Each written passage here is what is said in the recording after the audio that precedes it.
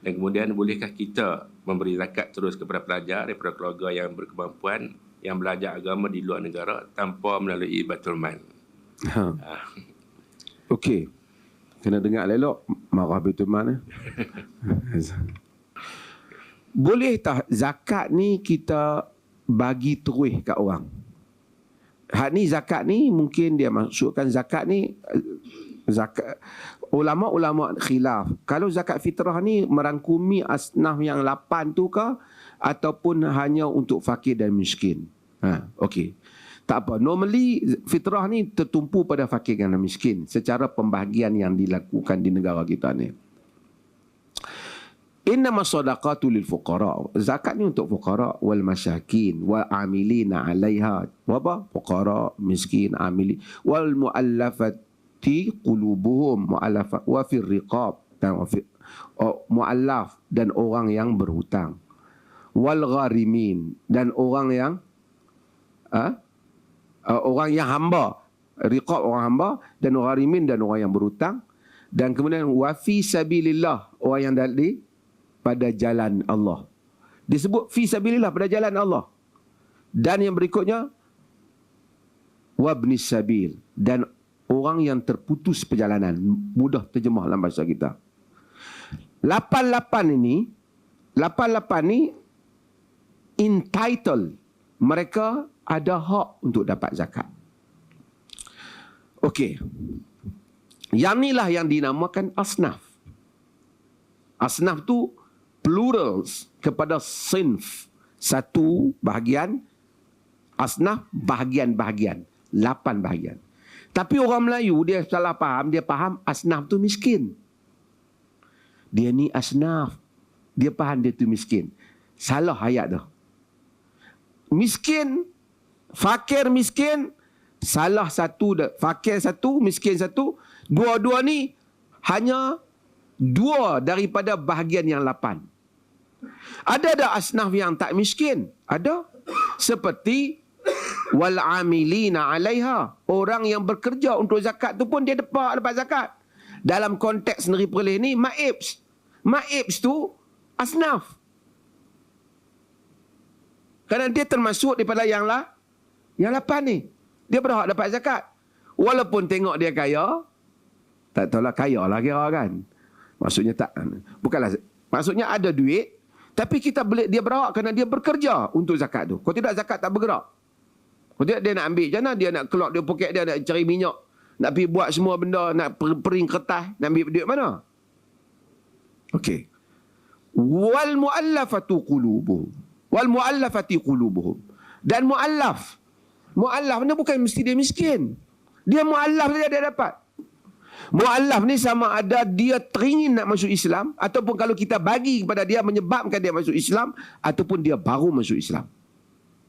Diperleh sebab tu orang bukan Islam yang mungkin kalau kita bagi dia akan masuk Islam, ataupun dia sangka baik dengan Islam, kita bagi kat dia. Kerana mu'allaf tu besar. Siapa lagi? Hamba yang nak bebas diri boleh dapat. Orang yang berhutang. Kalau tidak, semua geng hutang bank ambil kan. Dia masuk hutang sampai dia tersempitlah hidup dia. Tak boleh nak hidup kerana hutang dia. Contohnya yang kena alung buru kiri kanan sampai, tapi pun nak kena tengok jugalah. Dia pergi buat hutang riba tu satu kesalahan. Ini nak kena ada penilaian yang bagus pihak pentadbiran. Wa fi sabilillah, dan orang yang pada jalan Allah. Siapa dia? Yang mujahidin.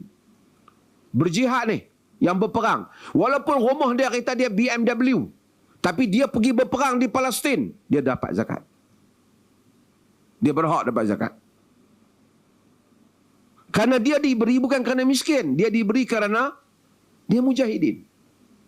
Itu asal wa fi sabilillah. Golongan yang mana berjuang menegakkan kalimah Allah, li'i'la'i kalimatillahi hiyal ulia, mengangkat kalimah Allah menjadi tinggi. Kemudian para ulama meluaskan tajuk itu sehingga mereka memberikan kepada golongan yang menjuangkan agama, mempertahankan agama, yang pergi belajar untuk memuliakan agama, menguatkan umat Islam, dia bagi peruntukan. Bukan kerana dia miskin, kerana dia buat kerja tu. Wabnis sabil, dan orang terputus perjalanan. Dia kata, saya terputus tiket, cik. Nak balik negeri saya. Di negeri kerja apa? Negeri saya cikgu. Gaji berapa? Gaji 10,000. Tapi di sini, semua hilang. Apa pun tak ada. Boleh dapat zakat tak? Boleh. Kita tak payah tanya hak dia kaya dalam bank di kampung dia.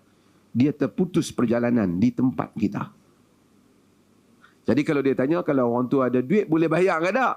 Tengok kategori apa. Kita bagi satu orang yang pendakwah yang betul-betul berjuang. Bukan dia dakwah for sampul. For pulus. Dia dakwah lillahi ta'ala. Walaupun dia dah ada duit, kesenangan, kita bagi ke dia. Kerana dia berhak. Kerana kalau dia benar-benar mempertahankan agama. Okey. Soalan tadi. Boleh tak kita tak bayar kepada pihak kerajaan, kita pergi bayar terus kat dia? Misalnya kita tengok ada tabung Palestin. Nak bagi kepada mujahidin. Tapi hati-hati ya. Kerana ramai orang guna nama Palestin. Semua orang pakai ambil duit. Padahal tak sampai kat Palestin pun. Yang sampai kepada Pak Din. Bukan kepada Palestin. Katakanlah kita pergi ke Gaza ke apa. Kita tengok mereka perlukan. Kita ambil 2,000 from our money. Kita bagi. Kita niat yang ni zakat saya. Tahun ni. Boleh ataupun tidak. Secara teknikalnya, kalaulah dia dah ambil, kita niat zakat, berlakulah zakat. Cumanya, kalau pemerintah menuntut supaya kita bayar zakat. Pemerintah kata, kita dah bayar dah. Pemerintah kata tak. Saya tak tahu. Awak mesti bayar melalui saya. Baru saya tahu. Baru saya boleh bahagikan. Wajib kita taat pada pemerintah, kena bagi balik kat pemerintah. Tapi kalau pemerintah kata, tak kisahlah, you nak bayar sendiri pun boleh, bayar melalui saya pun boleh. Melalui pemerintah boleh. Itu tak apa. Tapi kalau pemerintah menyatakan bayar melalui dia, dan dia ternyata menguruskan zakat itu dengan cara yang betul, dia tak seleweng, maka kita bayar melalui dia. Kerana kalau tuan-tuan pergi bagi sendiri, yang ni pergi bagi kat dia, ni, kawan ni. Yang tu pun pergi bagi kat kawan ni. Yang ni pergi bagi kat kawan ni. Lama-lama mungkin 2-3 orang dapat banyak, ada orang tak dapat. Tapi bila bagi pada pemerintah, amilin yang kerajaan lantik, dia kena tengok semua supaya semua orang dapat dengan cara yang sepatutnya, yang adil. Itu antara hikmah lah diberi pada pemerintah.